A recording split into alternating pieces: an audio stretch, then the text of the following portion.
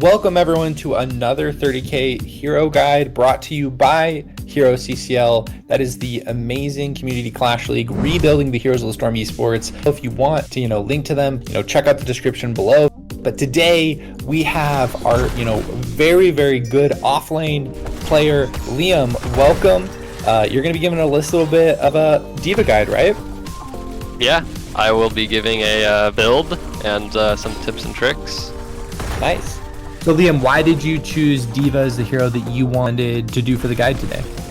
So the reason I decided to pick D.Va was because I think that she's really good right now in the meta, and I think she's kind of undervalued, at least in Storm League games. I see a lot of people don't pick her as much as I think they should, and hopefully I can give some good tips. So what are the pros and cons of D.Va? So primarily, D.Va is ungankable. That's like the main pro, I would say, of D.Va. Another big pro is her wave clear is very good. She usually out-rotates most heroes because of the fact that she doesn't have a mount, so she can just use her boosters.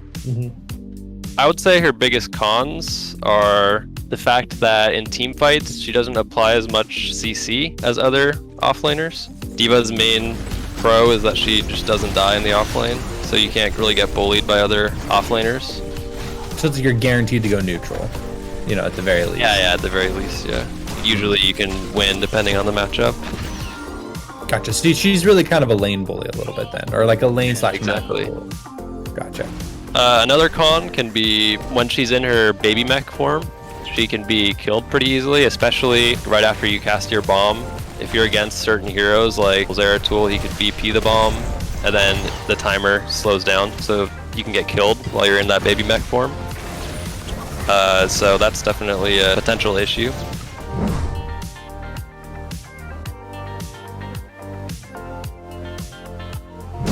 What is your, kind of standard go-to D.Va build? On D.Va, at level 1, I pretty much always go full metal. It's just super nice. That increase in health and the auto attacks healing you makes it so you really can't get bullied in the offlane. Level 4, I usually go rush down because it helps you clear the waves faster.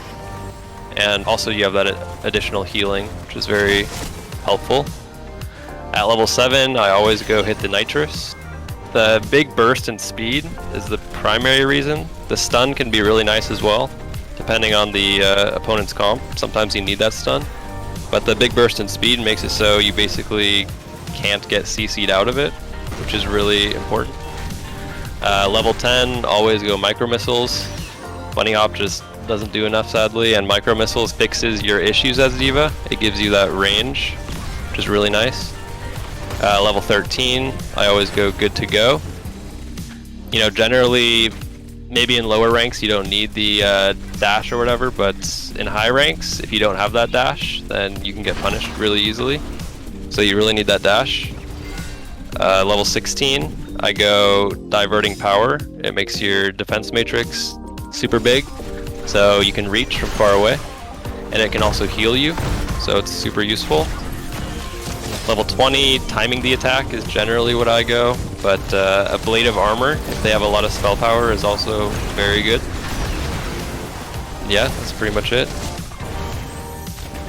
So, what are any options in there that might be some slight deviations that you'll occasionally pick, just like comp-specific things? Like, what are some talents that you'll swap it up with? Yeah, so at level 1, you can also go Liquid Cooling, especially because it's got buffed. So like if you're against Malthael, for example, it's really hard to get in there and auto attack, so Liquid Cooling can be nice because you can play more passive. Pro moves is also fine against like Lucio because his auto attacks proc it very fast. Same with Tracer. Tychus as well, any heroes that have like a lot of auto attacks, pro moves can do well in. But even then, I generally avoid it because the healing is really important in the laning phase. Level 7, sometimes I go get on the point if I need to rotate really far, like if the lanes are really big. For example, on like Cursed Hollow, if you think you need to double soak occasionally, get on the point can be very helpful. Obviously, if you're against like Abathur, you can't pick it because the mines will disrupt it. At level 16, emergency shielding can be very nice as well if you feel that you're getting bursted or you're getting CC'd before you can use that mech, so that can be helpful. What are the power spikes of D.Va, like level-wise? D.Va power spikes at level 7 because hit the nitrous is super useful. That stun and the burst of speed is really useful. Level 10 is also a big power spike. Micro missiles, as I was saying earlier, which is the fact that she doesn't really have any range, and micro missiles, you know, gives her that range. 16 is also really big because diverting power, having that big damage reduction, makes it so you can hit multiple heroes much more reliably. So in team fights, it really comes in clutch usually.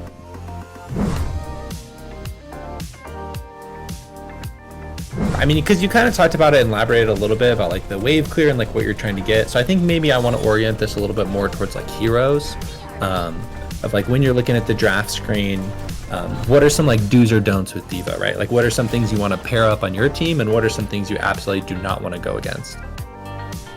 So when you're looking to pick D.Va, usually I try to avoid Malthael. Malthael is a big counter to D.Va because that percent damage, you can't really reduce it with the defense matrix. If they have Sonya, you can pick it. It's a good counter to Sonya because you can interrupt her spin with the level 7 talent, or you can reduce her damage when she tries to spin to clear the wave. Another good counter is Urel. D.Va is very good into Urel because you can use that boost to interrupt her jump, or you can use the defense matrix to reduce her damage, which means you pretty much always have wave prio on her, which means you can rotate faster to help your team before she gets to rotate. D.Va does very well against Ahaka because you can reduce his wave clear significantly. Sometimes he'll try to E it to avoid the defense matrix, but it's usually a better trade for you because you don't have any mana as D.Va, and he does. Another big counter is Zool. Zool is not good into D.Va because you can reduce his cursed strikes, his big wave clear. So D.Va does very good into Zool. I mean, pretty much most heroes you can reduce their damage when they try to clear the wave, so that's why D.Va is so good in the laning phase. So generally, when you pick D.Va, you want to avoid heroes with percent damage because your defense matrix can't reduce that damage. Aside from percent damage, D.Va is pretty much good into every other hero in the offlane. There is Rexxar, for example. Rexxar is pretty good into D.Va because, you know, he can bully her with Misha and the stun. But aside from that, she does very well into every other hero. Yeah, so it sounds like D.Va really is like a mix and match. And like you mentioned, you know, her biggest pro is that she's unkillable and she has a really good wave clear. So really, it's like if you play it right, you can almost always have like a impactful D.Va game is kind of how it sounds. Yeah, exactly. Is there any map-specific advice you have for us about D.Va? So D.Va is very strong on Towers of Doom because she's very good at double soaking. It's a small map, so you can double soak very easily. Another map that she's very good on is Infernal Shrines because of her bomb on the objective. Super strong on that map. In general, with D.Va, you want to avoid her on bigger maps. For example, Cursed Hollow or Alterac Pass. Those aren't great maps for her because, you know, rotating, you don't have a mount, so that's a bit of an issue. Whereas on Towers of Doom, it's not as big of an issue because the map is so small that you can use your boosters to sort of just go from lane to lane.